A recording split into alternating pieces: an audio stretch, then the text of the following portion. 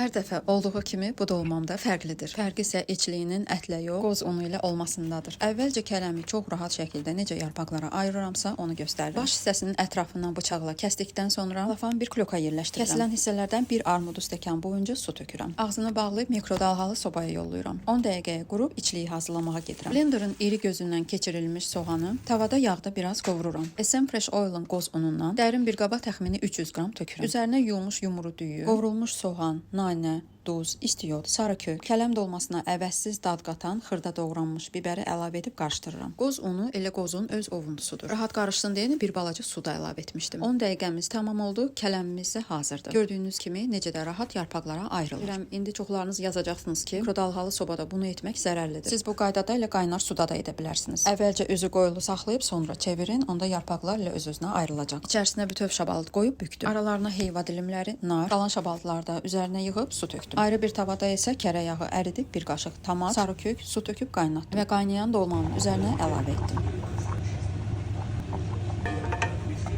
Artıq dolmamız hazırdır. Qoz ən çox nə ilə yaraşır? Əlbəttə ki, turşu ilə. Üzərinə bol turşu əlavə edib nuş etdim. Çox fərqli bir daddır, mən bunu çox bəyəndim. Siz də mütləq sınayın, dadına baxın, nuş olsun.